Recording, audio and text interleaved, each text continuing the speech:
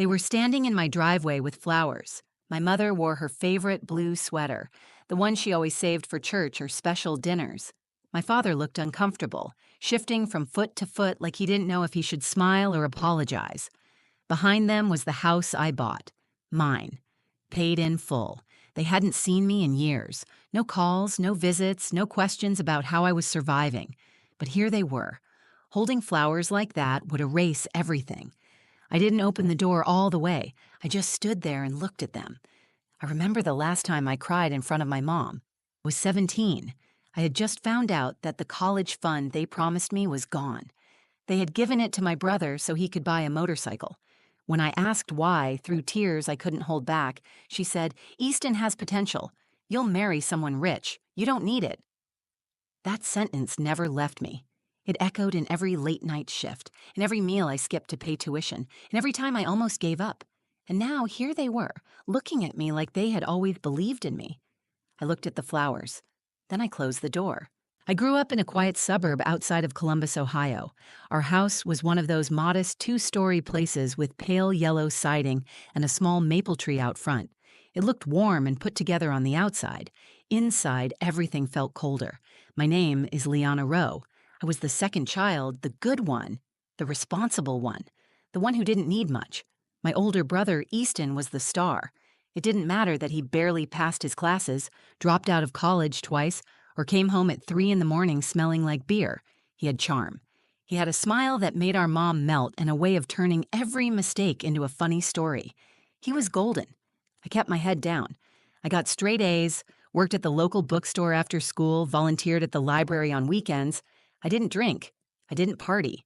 I didn't give anyone a reason to worry. And for a long time, I thought that would be enough. Senior year, I got into the University of Michigan with a partial scholarship. I remember the day the letter came. I opened it in the kitchen while my mom was folding laundry and my dad was fixing the sink.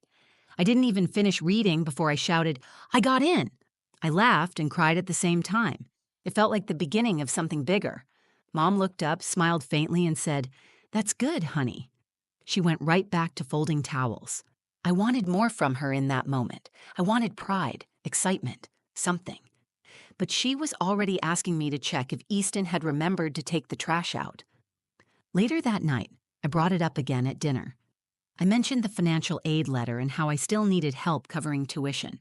For years, they had promised me that what they saved for college would go to me when the time came. I had done everything right. I had earned it. Dad nodded and said they'd sit down and look at the numbers. Mom didn't say much. She just looked tired. I let it go, assuming it was just a matter of planning. I didn't know that the decision had already been made. That weekend, I came home from work early. I walked in through the side door and heard them in the kitchen. They didn't know I was there. My dad was asking, "Are you sure this is what we want to do with it?" And my mom said, "Easton needs this. It'll give him direction. He just needs to feel like someone believes in him." I stood in the hallway, frozen. Dad asked, "What about Liana?" There was a pause. Then Mom said, "She'll be fine. She always is. She's not like Easton. He has potential. Liana will marry someone successful. She's not going to need it." That sentence knocked the wind out of me. I remember my throat tightening, like I couldn't swallow. My face burned. I backed out the door and walked down the street before I broke down. That night, I asked them directly. I didn't even try to pretend I hadn't heard. I asked where the money was going. I asked if it was true. Easton sat on the couch, completely unbothered. "I didn't ask for it," he said. "They just offered. I've always wanted a bike. Maybe I'll do that road trip out west." I turned to my mom. "You told me that money was for college. You said you were saving it for me." She looked me in the eye and said, "Easton needs the help more than you do. He's still figuring things out. You'll land on your feet. You always do." I said, "But that was supposed to be for my future." She tilted her head. "Your future is fine, Liana. You're the kind of girl who'll end up with a good man. You'll have a nice life. You don't need to chase degrees to prove something." I didn't answer her. I didn't even cry. I went to my room and stared at the ceiling for hours. I thought about packing up. I thought about leaving that night. I thought about all the nights I stayed up late studying, all the times I didn't go out because I wanted to save money, all the times I kept my head down and followed the rules. And none of it had mattered. Not to them. That was the night I learned I was never going to be their priority. They loved me. I'm sure they did, in their way. But they didn't believe in me. And love without belief doesn't build futures. It just leaves you stranded. I didn't speak to my parents for 3 days after that conversation. I stayed in my room, went to work, avoided the dinner table. I needed time to process what they had done, what they had decided. They didn't come looking for me. No one knocked on my door. The house moved on without me. The motorcycle showed up the following Friday. It was black and shiny, loud as hell. Easton rode it around the block 5 times while Mom clapped and Dad recorded a video on his phone. I watched from my bedroom window. That bike was bought with the money I was supposed to use to start my future. They had poured it into chrome and horsepower and freedom for someone who had never followed through on anything. Easton had failed 2 semesters, then dropped out. No job, no plan, but he got a second chance. I hadn't failed anything, but apparently I didn't need one. At dinner that night, Easton talked about riding it down the coast. Maybe California, he said, or Arizona. I don't know. I just want to feel alive for a while. Mom said, "That's the spirit." Dad raised a glass. "To new beginnings." I put down my fork. "So that's it? You're really not helping me with school?" Silence. Mom sighed. "Liana, you have options. You got a scholarship, didn't you? It doesn't cover everything. Not even close. You said you'd help." For years, Dad rubbed his forehead. "We thought this would be best for the family. Easton needed the support." I stared at them. "And what about me? Don't I need support?" Mom folded her napkin, like the conversation was exhausting her.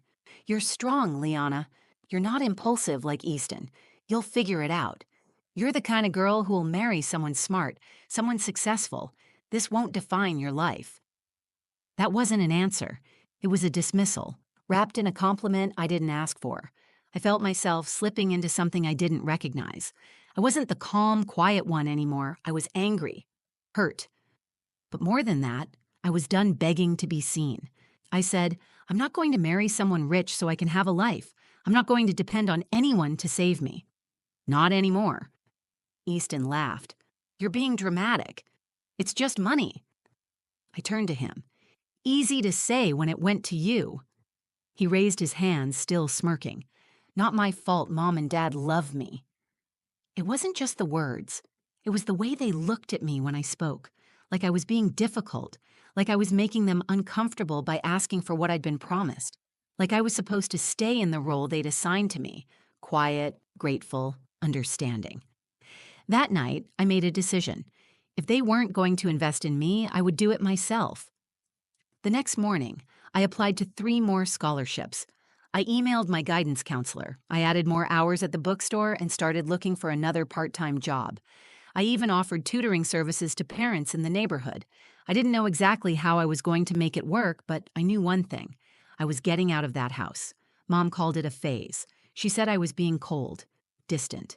She told relatives that college made me selfish, that I had changed, but she never asked how I was managing 3 jobs while attending school full-time.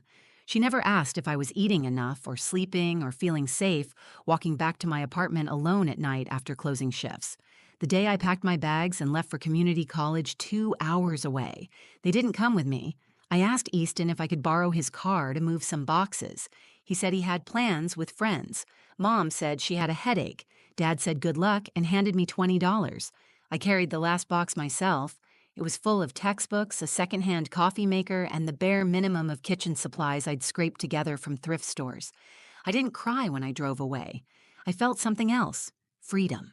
Cold. Unfamiliar freedom.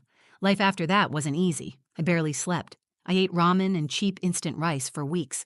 I tutored high school kids for $10 an hour and sometimes cleaned dorm bathrooms for extra cash. I studied at night, worked during the day, and never called home. But something happened in that silence. I started building a version of myself they had never seen. One who didn't need to be rescued. One who didn't wait for permission to be important. Every time I walked past someone on campus who looked lost, I thought of how alone I had felt that first week. Every time I got a new tutoring client, I saved $5 in a jar labeled Future. Every time I saw a motorcycle pass me on the road, I thought of what I had built while Easton chased pavement.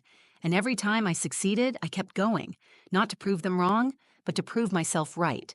My second year at community college started like the first, exhausting and lonely.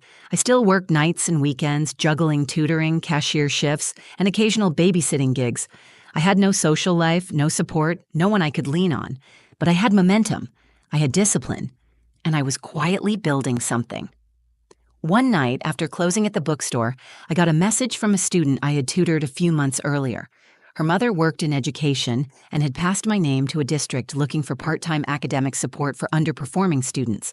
The job paid almost double what I was making per hour. I said yes immediately. I started working with high school juniors struggling with math and science. I didn't just help them solve problems, I helped them believe they could understand them. I didn't realize it at the time, but I was starting something bigger than a side hustle. Word spread. More parents reached out. I built a basic website using a free template just so they could book time with me. I called it Rose Scholars. By the end of that semester, I was making more money tutoring than I had ever made in my life. I cut my hours at the bookstore and took more clients. I recorded short video lessons and posted them online. I began getting messages from students across the state asking if I offered virtual sessions. I said yes. I bought a microphone and a cheap ring light.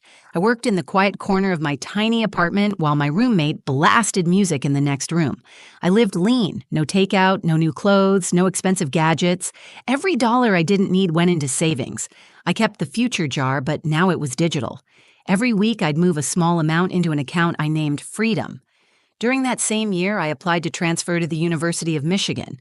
I didn't expect much. My GPA was strong, but I didn't have impressive connections or glowing family support. Still, I wrote my transfer essay with raw honesty.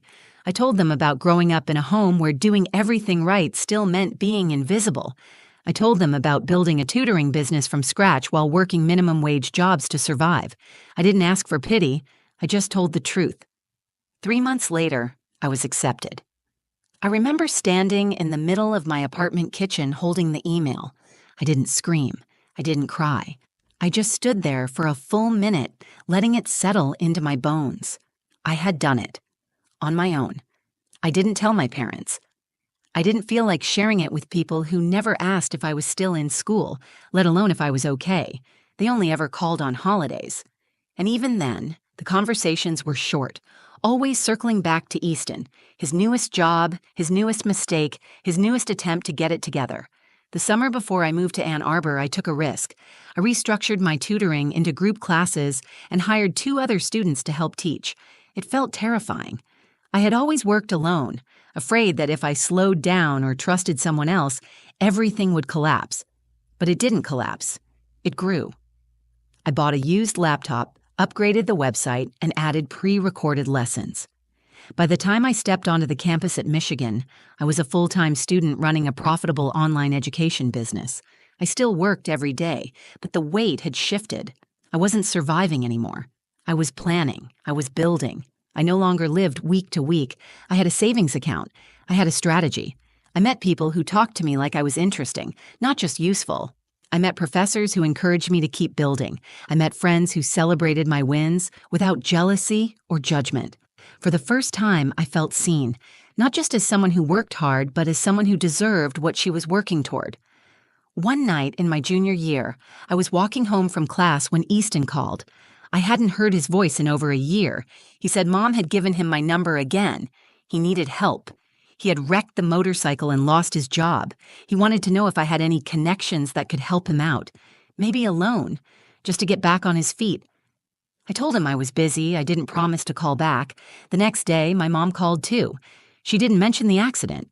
She asked how I was doing, said she missed me, said they were proud of me, even if they didn't say it enough. I thanked her and hung up before I let the old guilt creep in. I wasn't angry anymore. I wasn't even hurt. I just didn't need them to understand me. I had learned how to live without their approval. That was the turning point. For so long, I thought the absence of their support meant I was alone. But I wasn't.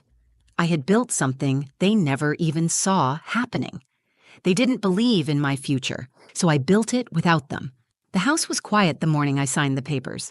It wasn't big, but it was mine. A single-story, two-bedroom home just outside Ann Arbor. Brick exterior, hardwood floors, a small garden patch in the backyard. Nothing fancy, but everything about it felt permanent, safe, solid. I paid for it in full.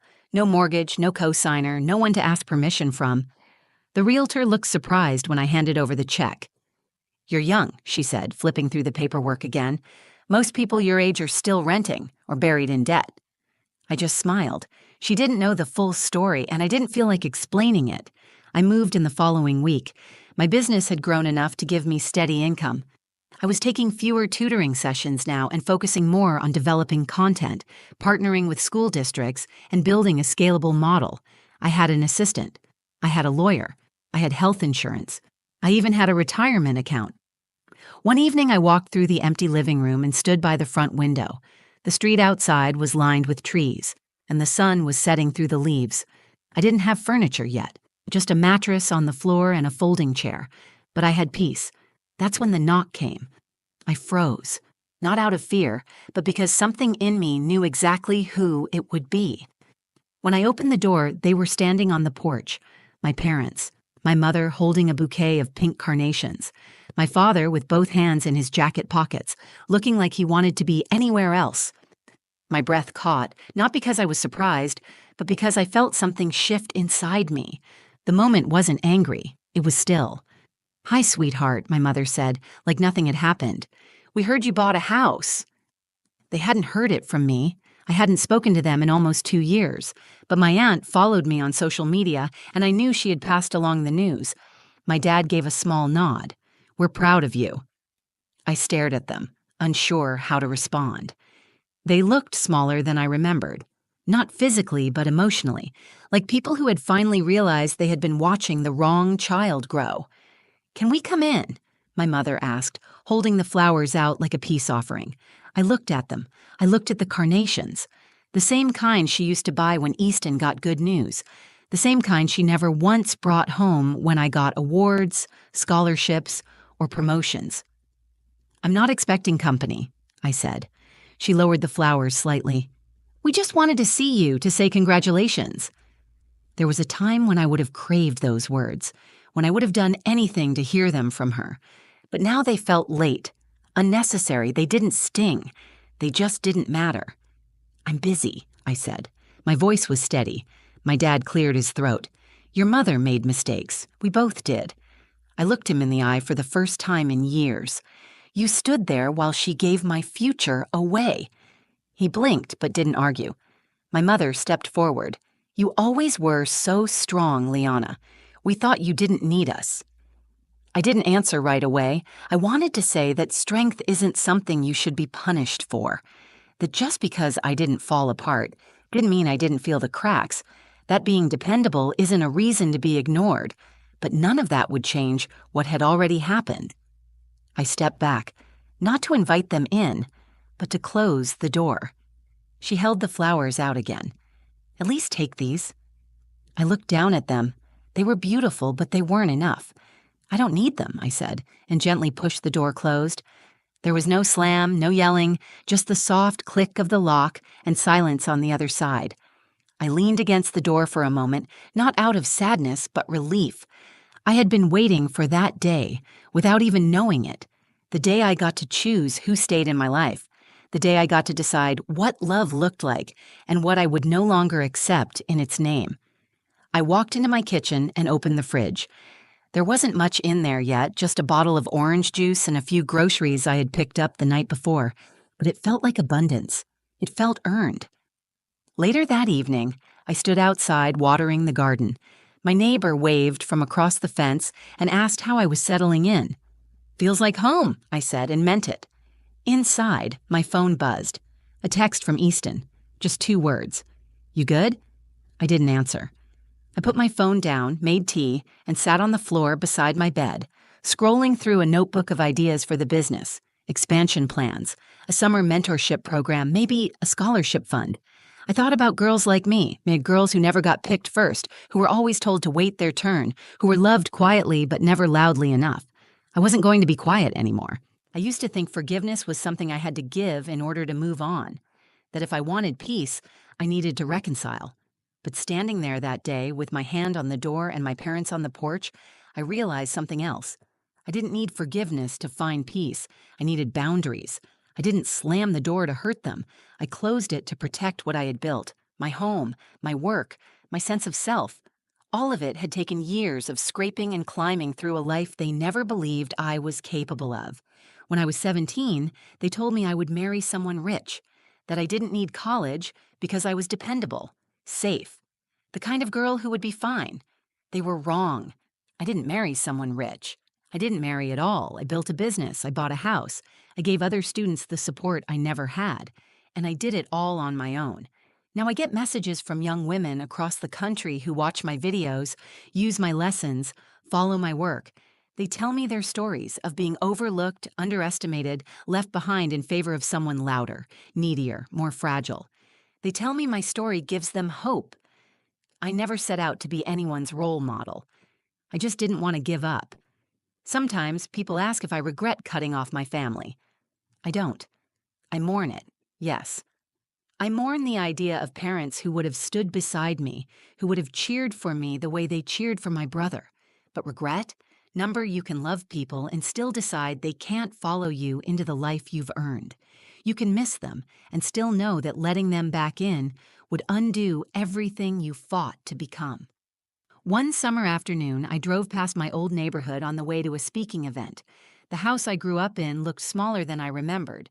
The tree out front was taller, but the rest of it felt like a museum of someone else's life. I didn't stop. That night, I stood in front of a room full of high school seniors and told them what I wish someone had told me back then. That being the strong one doesn't mean you have to carry everything alone. That just because your family doesn't see your worth doesn't mean it isn't real. That you're allowed to leave. You're allowed to dream louder than the people around you.